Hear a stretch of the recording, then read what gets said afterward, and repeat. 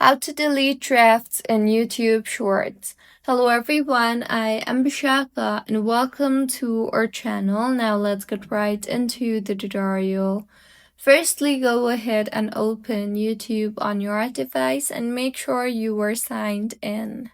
Now, tap on your profile icon and in the menu that appears, tap on the YouTube Studio option.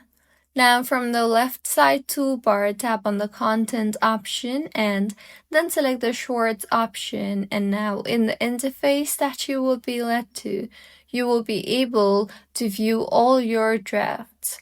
So go ahead and tap on the draft that you want to delete and then tap on the three dots you see there. Now, tap on the Delete Forever option and in the confirmation that appears, tap on the checkbox you see there for confirmation and then tap on the Delete Draft Video option, and with this, the draft will be deleted.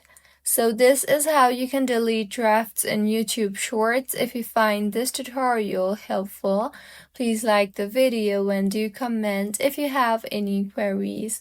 Also, do subscribe to our channel for more helpful tutorials like this. See you on the next one.